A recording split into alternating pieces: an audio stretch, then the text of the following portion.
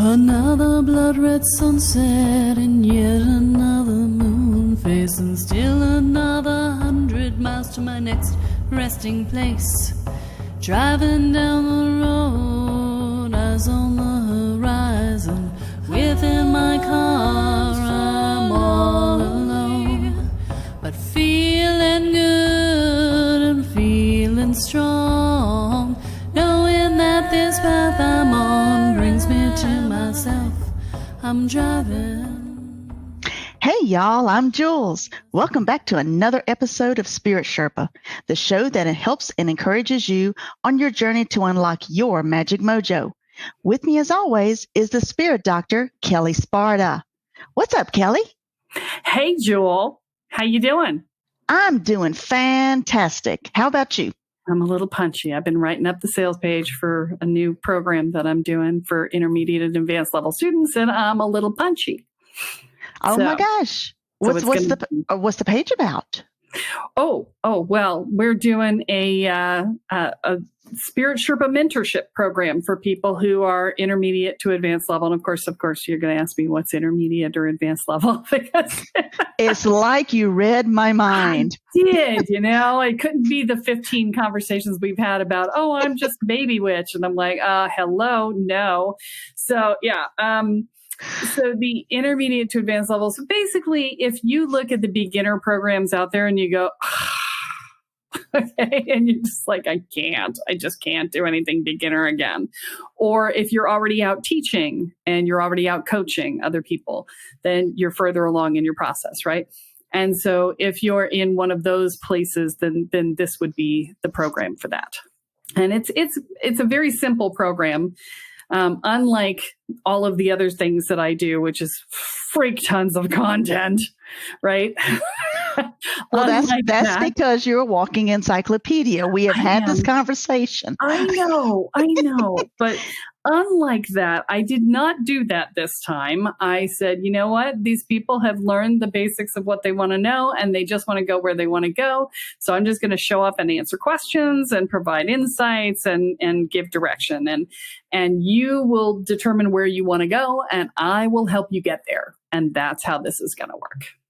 Oh, that's really cool. So if I'm going to make this up, are dealing with crystals, or they're dealing with tarot, or they're going to be a shaman, whatever, you can customize that program and tailor it to the individual person's needs. Yes. It's a group program, so it's within the context of the group. But again, small group. I never do large groups. So small group program, 15 people or less. And so, it gives you community at the same time as it gives you a chance to really, it's kind of like having your own private shaman on call, right? Well, not exactly on call, but, talk to me a couple times a month, a month. That's pretty cool though. Yeah, we both are definitely punchy. Yeah. And I started off with an energy scan. So, when you sign up for 6 months, you get an energy scan included in the purchase price. And I do that because I want to know where you are when you're getting started, right? I want to be able to see where you are in your personal process and be able to test and say, okay, here are the wounds we're dealing with. Here are the things that are going on. Let's see what's related to what, and see what the fastest path through is going to be. And that helps me to help you in the process of the journey. Very good. So now with this program, is this Kelle exclusive on the program, or do you have a partner in crime that you're going to be working with? So you'll have the option. We will assign you to whoever we think is going to be the best person for you. But right now it's me and Kathy. I may drag Stephen into this at some point, but if we get really, really busy. But at the moment, it's me and Kathy. And so, you've heard Kathy on the mythology series, and Kathy's a badass in her own right. So yeah, so we're going to set you up with whichever person we think is going to be the better fit for you based on where you are in your life, what's going on for you, and what your background is, what you need help with. That's really cool. And I can personally testify to have an energy scan by Kathy, because she's the one who actually did mine. Wow. Yeah. Oh, yeah. And I told her nothing at all. And she told me everything. Going back to my childhood, the trauma. I mean details. Knew where my blocks were, what my, all things to work on. She knew how my energy was literally the Tasmanian devil, and it's just all the tornado things and everything. And so there's so much information that you get from that energy scan that literally, okay, here is your next year's worth of work to do. Here's your to-do list. And so I personally found extreme value in that. And Kathy, she also, in her own right, as you're saying, she's also a walking encyclopedia. Oh my God. Yeah. I mean, what is it between the two of you? How many years of experience do y'all have? It's 75. Oh my gosh. Might be 80 now. It was 75 a few years ago. So it might be 80. I'd have to do the math again. Yeah. That is awesome. That's awesome. I love it. All right, so one of us doesn't know the answer. I promise you the other one does. Yeah. Or we know somebody who does because we're friends with all sorts of other people who have multiple decades worth of experience. So it's like, that's I don't awesome. know that. Let me call my friend, Yeah. And so the name of the new program is Spirit Sherpa Mentorship. Go figure. Go figure. All right. And that's all. It's all. You worked on it all day today, so it's up on the website. That's why I'm really very good. And we're going to include a link in the show notes. Absolutely. And all that. There you go. All right. So now today we are going to be starting a new series, right?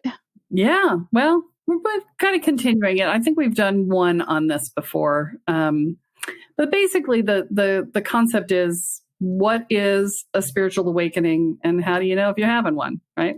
There you go. So, or is it all in my head? Is it all in my head? Yeah, there is that. Yeah. Am I having a spiritual awakening or am I going insane? Yes. Yeah. It's one of the two. It's one of two paths, that you can take. Yeah. So what would be your definition of a spiritual awakening? A spiritual awakening is generally when you become aware of a larger scope of experience than you have had in the past. So, and that could mean a freak ton of things, right? It could mean everything from, I'm hearing and seeing dead people, to I had a prescient dream, to I am feeling cold when I'm in haunted places, to I had an alien experience. I have so many things that could possibly be an awakening experience. And, usually it's gifts showing up. Usually it's I can look at somebody and know stuff about them. It's like, that one will freak you out. Oh, yeah. I don't know if I told this story or not. I remember, wow, this was early on. I just moved into Boston. I might not even moved there yet. I think I was just there for some reason. And I went, so I'm going to tell two stories in one, because they're both on the subway. So, they're forever married in my brain, even though I don't think they happen at the same time. But the first one, which is relevant to what we were talking about, is I was on the train. There was this very well attired man across from me. He was dressed to the nines, just fantastically put together, fabulous, very expensive suit, really nice shoes. I mean, the whole 9 yards, head to toe, looked fantastic. I took one glance at him and went, oh, transvestite, and kept going. And I went, what the fuck was that? And I went back and I looked at him really carefully, and I was like staring at his nails. Was there any nail polish that I saw that I didn't register consciously? Is there any makeup around his eyes? I was just looking to see if there was any indication that I picked up on subconsciously that told me that. There was nothing. This guy was perfectly attired as a man. And I was just invading his privacy by knowing this about him, because I was absolutely certain it was true. And I was like, okay, now I'm invading people's privacy. This is not okay. He didn't ask me to know this about him. I need to figure out how to stop doing this, right? That was issue number one. And then the second one, was when I was mother confessor. So there was a period, confessor? Yes. There was a period of about 3 months when I would get on the subway in Boston. I would get on the T and I would be sitting there waiting for my train. Now, something you need to understand about Bostonians, they don't freaking talk to each other. They don't even look at each other. If you approach a Bostonian when they are doing something else and you don't know them, they're going to look at you like you have 3 heads. They're going to be like, what do you want? And why are you bothering me? Okay. So you need to understand that this is the context in which this was happening. I would go onto the subway. I would sit down. I would pull out a book and I would be reading, clearly engaged in my reading. And someone would walk up to me every freaking time for 3 months. Every time I got on the subway, this happened. Someone would walk up, plop their butt down next to me and start talking to me while I was reading. I would look up, give a short, curt response that said, because I'm being polite, and go back to my book. And then they would say, I've never told anyone this before, but, and their deepest, darkest secret, I shit you not, 3 fucking months. Okay. And it's like I had Mother Confessor tattooed on my forehead. I don't know. But I had so many people's, never told this to anyone before, but every single time they use the same words. I have never told this to anyone before, but. That's blah, blah, blah, crazy. Blah. I have no idea what was going on. You should have set out a tip jar. Just saying. No shit, right? I'm like, I will hold your dark secret for $50. I'm just saying. I mean, it's kind of like was it Charlie Brown with Lucy? Right? With the little booth. The little booth, right? Yeah. Oh my God. So yeah, it was like that. So there are some things that you really want to learn how to turn off, right? It took me 3 months to figure out how to turn that. Actually, no, I never figured out it just went away. I never figured out how to turn that one off. It just went away. I don't want to take credit for figuring that out because I didn't. I just was like, what the? I avoided the subway for a little bit. I did because. So that's when the spiritual awakening doesn't just tap you on the shoulder. It kind of slaps you across the face. Yeah, it's a Tony DiNozzo back of the head slap. Yeah, yeah. Right? Yeah. Oh my gosh. Gotta love the NCIS thing. A little bit of physical abuse. So yeah. The clue by 4 to the back of the head. Yeah. That would be an indication. That would be an indication. Yeah. It's like if random things like that start happening, that's an indicator. What about, because this has happened to me, so I'm just going to throw some of my woo-woo stuff out there. In the middle of Walmart, clear as day, hear my name, turn around, nobody's there. I mean, clear as day. Yeah, I've had that one too. Yeah. Yeah. I had one wake me up out of a dead sleep. Yeah. Name right, full voice right next to my ear. Nobody full voice, nobody there. Yeah. Yep. And then actually I was looking up some of, when you Google spiritual awakening, a bunch of stuff comes up, right? Yep. And so I was going to, if it's okay with you, just kind of go through a few of them and see what you think, right? Because we never know what our audience is experiencing Absolutely. And all that. So let's see. All right. So let's see. One of them was very vivid dreams. Yeah. I will say that you can have very vivid dreams at various times in your life, and it doesn't necessarily mean you're having an awakening, but it could. It depends on whether the dream, oftentimes if you're having very vivid dreams and you're having an awakening, then what'll happen is that your dreams will chase you into reality. And so what I mean by that is that you'll have the same theme from the dream will show up in reality. So if you're being chased in the dream, you'll be driving and people will be tailgating you, or, you'll feel like somebody's following you in real life, right? When you're waking up. And if it's an awakening, it's usually that sort of thing. Otherwise, really vivid dreams, maybe not. Could just be, you had something interesting to eat. That could be. Yeah. All right. Let's see. You feel more connected with nature. Yes, that could also be, but that one's another one that could be not. Right? Okay. It depends on what the form of the connection is. I mean, sometimes just going out in nature more often and being slow and still and slowing down will make you feel more connected. And that doesn't necessarily mean you're awakening.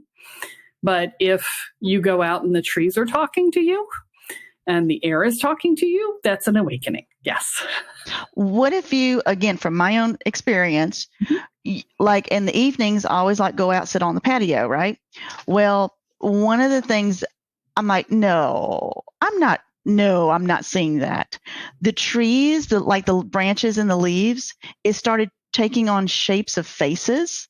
Oh, like yes, fae and like the little fairies and dragons. Oh yeah. Lots like I'll have say like a big camellia bush or a big azalea bush, which is like ginormous, and all of a sudden I'll look over and I will swear up and down and diagonally that why don't you see the dragon? The dragon is right there. Yes. You know. Have you not heard Kathy's story about that? Oh, tell me, remind me. Kathy went to her I think it was her very first pagan event. And she was, I believe it was at Brushwood. And there's this huge fire circle and they're drumming all around the fire circle. And Kathy is sitting there having had no drugs, just so we're clear, no drugs, right?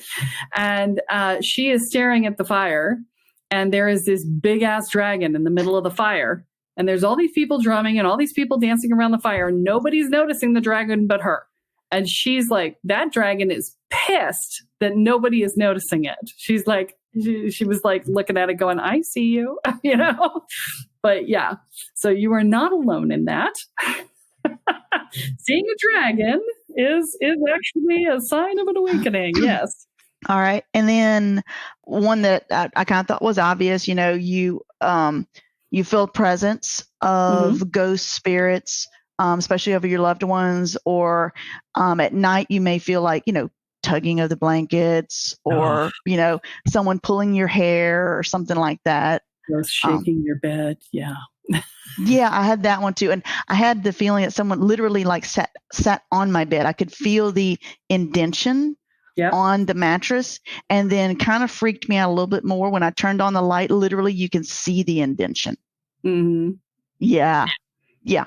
It's like, so, whoa. Yeah. It's like when I opened my eyes and saw the prospector standing at the foot of my bed, and then I opened my eyes and I was like, and he got scared and disappeared from the waist up, but left his legs. And I was like, oh my God. You can't make that up. You cannot make that up. Oh my gosh. Oh my gosh. Also, and I had told you this story before, whenever my husband and I went into the wine store, and I didn't know there's a whole bunch of spirits always around alcohol and they're having a good time and all of this, right? Lots of activity. I don't know this. And all of a sudden I'm literally feeling pressure on top of my head, like someone in a physical form would be pushing down on the top of my head. And then at the same time, my head feels like it's on fire and is vibrating. So now I'm trying to shop for wine with someone smushing down on my head while my head is on fire and vibrating. And I'm trying to pick out a Merlot. Yeah, that would be a spirit trying to enter your body. That would be what that is. That would be a ghost trying to possess you or something else. A ghost or a demon or some other entity trying to possess you. So that would count as an awakening, because I was very awake on that one.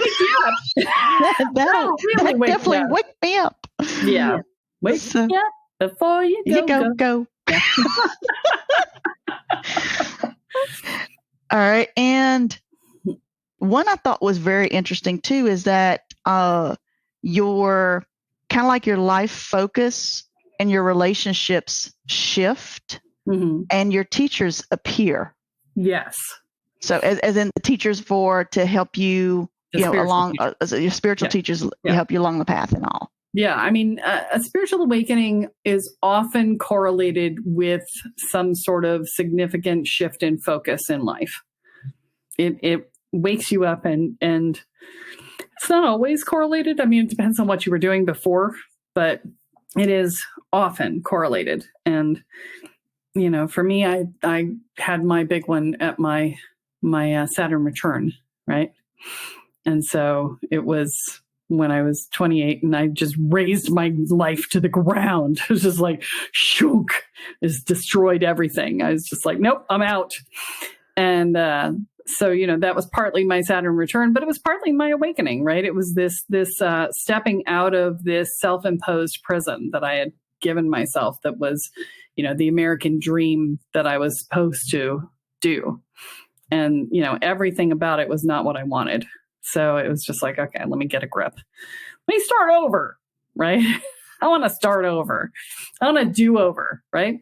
And so that was the beginning for me. And honestly, I think that my real awakening was the gratitude practice that came out of doing that, because it was such a significant shift that I just woke up every morning and I found myself going, oh my God, I love my life. I love my life. I love my life. I love my life. I love my life. Oh my God, I love my life. Right? It's just like, it's so good. Right?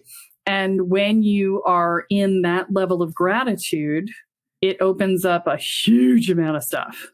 I mean, just lots of stuff. I was in open communication with my guides. I was showing up places serendipitously that were exactly where I was supposed to be. I was being brought into situations that I was needed in. it was just so much stuff.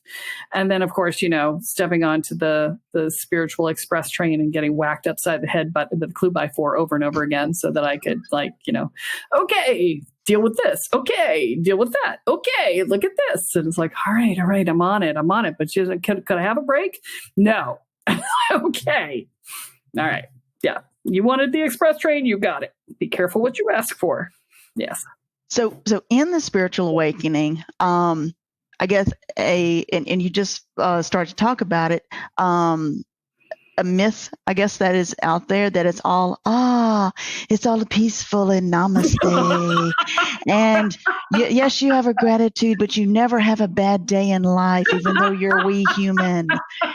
And there's rainbows and unicorns everywhere, because that is a spiritual awakening.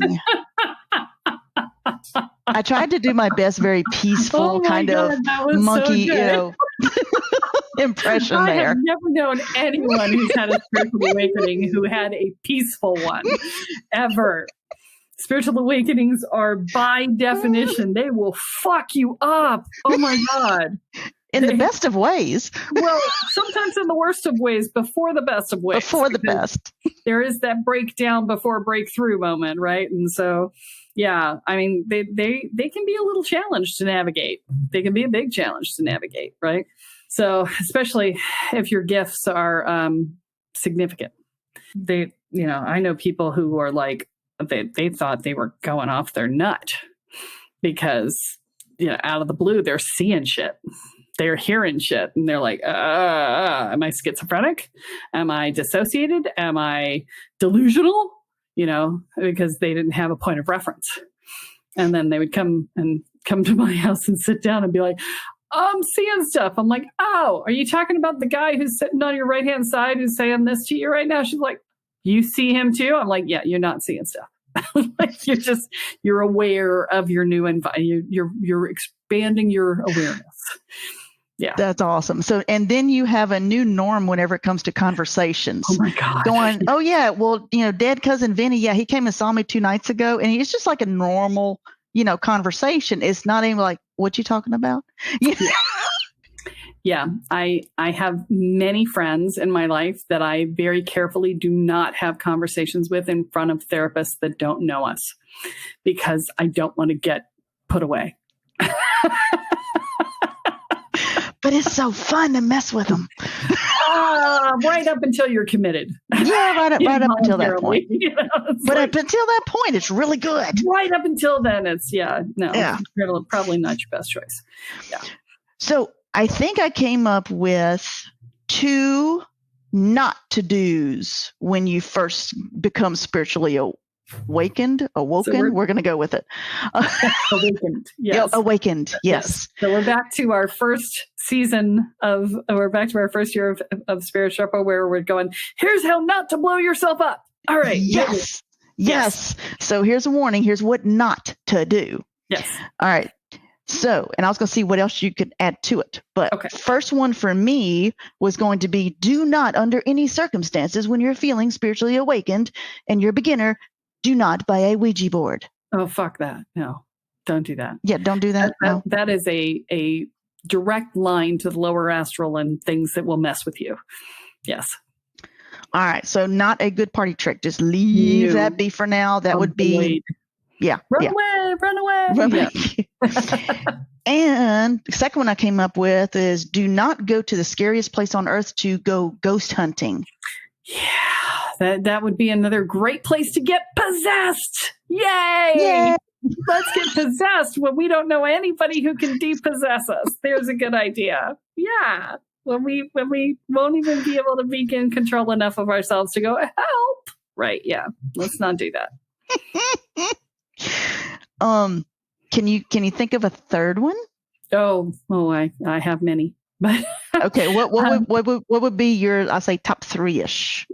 Okay, so I would say the top one is to don't try to master your gifts before you learn how to master your energy, your own, be able to protect yourself and master yourself, because that'll fuck you up. It's really, it's a good way to get hurt. I see this all the time, especially like people going in for Reiki classes and stuff. They're like, oh, I'm awakened, I'm going to go for a Reiki class. And then they go and do Reiki and they don't set their containers and they don't do their stuff, whether they were trained to or not, or, oh, well, this person just needs this. I see this all the time. They're like, they're at a party and they decide they're going to do a Reiki treatment in the middle of the party and they don't set space. And now you're at a party where people are drinking and, low level energies are flying around. And now you've in somebody else's energy field. There's a really good idea. Let's not do that. So yeah, it's all these ways to just mess things up. But yeah, and to hurt yourself and hurt somebody else in the same time. Yay, we love that shit, right? Like 2 for the price of 1. 2 minutes in 1. 2. Yes. Okay. But wait, there's more. But wait, there's more. It slices, it dices, it Julia's fries, it possesses you, it caresses you, and it gouges out your eyes. I don't know, making shit up as I go. So told you I was punchy. Yes. You'll have a date for life. Oh, God. Yes, that's really not in the way you want. Yes. So, don't try to master your gifts before you figure out how to deal with your own energy field and how to maintain and manage and, be responsible with your own energy field and how to protect yourself, how to protect your space, how to protect, environments that you are in. And so I would say another don't in the spiritual awakening arena is don't sign up to take 50 different classes about 50 different things all at once. I see it happen. I'm in with both feet, man. That's all I ever did. And I will tell you that it's a really good way to get really confused. Don't work with more than one teacher at a time. Because if you're working with more than one teacher at a time, inevitably, they're going to give you what you think is conflicting advice. And you're inevitably going to do the wrong thing out of those two, because there's some point at which you're operating on a different scale, right? So one person's teaching you from this angle and another person's teaching you from this angle, and you'll use this person's advice on that person's stuff, and then you'll be in big trouble. So do yourself a favor, study with one person at a time, unless you want to make your life miserable, right? And then third one. You want a third one? Let's see. What am I going to come up with here? Things that are a bad idea to do. Oh, yeah. Decide you're a teacher when you barely understand what's going on, right? So that's another one. I mean, if you're an extrovert, you have a tendency that one of the ways that you cement stuff in your own brain is to teach somebody else. That's great. Teach one other person, teach 2 other people, but don't go out holding classes if you just barely have a grip on something. Because, what's going to happen is that you're going to get all up in your ego. You're going to get all scared that you're going to be doing it wrong. And then you're going to be more focused on not losing face than you are on getting the education right. And so it becomes a way to twist your own process. So there's that. which will, in the long run, have very much unintended consequences. Yeah, this seems to be a theme for these podcasts right now. Yeah. Unintended consequences. Unintended consequences. Yeah. Well, there's a lot of that going around right now. It's if you don't understand, no, let me be clear. Even if you do understand the full amount of the working that you're doing, there can still be unintended consequences. If you do not understand the full intention, the full scope of what you're doing, there almost certainly will be unintended consequences, and they may be quite large. So, yes, this is be careful what you ask for. Be careful about stepping into stuff you don't understand. All right.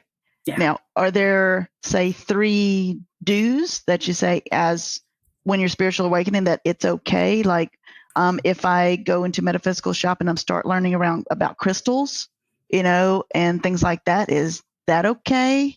I normally would say yes, but I have recently been attending. I've recently gone into a spiritual shop and discovered that it has a dragon that is trapped in it, that is protecting things, and it's not good. It's not good. Whoever runs that shop is doing some messed up stuff. And so not every store is good, is what I'm saying. So, and you'll know when you walk in. Just trust your gut. If you walk in and go, oh, I don't think I like it here, turn around and go out. Okay? Let's be clear. I've literally done that. I was so excited. We were on vacation to go in this crystal shop, and I walked in. I went, nope. Mm-hmm. And I have no idea what was going on. It doesn't matter. Nope. And I'm like, And when I tell you, it was like heavy. Yeah. I'm like, how can a crystal shop be heavy? What is up with this? And it was just heavy. And I'm like, And then my husband, he senses stuff and all too. He's like, why are we here? I'm like, we're not. We're out. Let's go. But yeah, I've experienced that that's on a very small percentage of the ones I've been in. Yes, very small percentage, but it does happen from time to time. Yeah. Yeah. Yeah. So would it be okay for someone to say, have a reading from someone, either like a tarot reading or a psychic reading, just kind of dip a little pinky toe in there? Yes. Generally, a reading is okay. So fair warning on readings, if somebody tells you you're cursed, never pay that person to clear you, because that's the biggest scam there is in this business. Okay. So rule number 1, if they tell you you're cursed, they do not get paid to clear it. Rule number 2 is if you walk in and the person feels icky, don't get a reading from them. That's trusting that intuition that's kicking in now that you're experiencing that awakening. Yes. So, I don't want to sound like this is a dangerous place to operate, but it's a similar concept to if you are walking into a new city that you don't know, you need to pay attention to what areas feel like they're not they're safe, and what areas feel dangerous, and just trust your gut on it and ask around. Ask people, who do you like? Who's done great readings for you in the past? That's a great way to find a good reader, right? But, it's no difference. The spiritual world is no different than a new city. You got to learn the lay of the land and trust your gut as to where you're going and what you want to do. So going in for an energy healing, if you're going in for a Reiki treatment, you're probably fine. But again, trust your gut. And, there's a whole episode way back in the first year of the podcast. I think it's actually in the first 18 episodes on what to do before you go see an energy healer. So that's out there. So energy healing is usually fine. Reading is usually fine. Crystals are usually okay if you're walking into a store that you like. If a crystal talks to you, do not fucking buy it. I think I remember that warning from the crystal skulls that you had or something, or set. They weren't mine. There was a story. One of my students bought them online, and she had things that were inhabited by evil spirits that were They wanted to possess anything that touched it. It took me a long time to yank that thing out of my arm. And I have really good shields and I'm really good at yanking stuff out. And it took me a lot of effort to get that thing out of my arm after she dropped the skull in my hand. I shouldn't give you the opportunity to see it and go, fuck that, I'm not touching it. But, she dropped it in my hand. I was like, oh, no. Dropped it immediately. And I was like, nope. And it still took me a long time to get it out of my hand. So, crystals can hold evil spirits. So if it talks to you at all, do not buy it. Do not. And that's true of any object. If you're buying an object and it talks to you, if you don't know what you're dealing with, then you need to not touch it and you need to not buy it. But if it's just a crystal and it just feels good and it looks yummy and it feels yummy, then that's fine. It's all good. Okay. Yeah. So at the end of the day, would you say with our journey that you have been on from wee little child to where you are now, that your spiritual awakening journey and your path has been a positive thing in your life, that it was worth the effort that you put into it? Or if you had to do it again, would you be like, nah, I'll take this other path? Oh, I would have been so miserable if I hadn't done this journey. I was miserable. So I am in the process of getting rid of things from my paperwork in preparation for the move to Panama, right? And I am just shedding so much stuff. And I have gone in and I've recently found some morning pages, which, when the Artist's Way first came out, the Artist's Way has this instruction that says, write 3 pages a day just to get your thoughts out on paper, to just sort of empty your brain to start your day.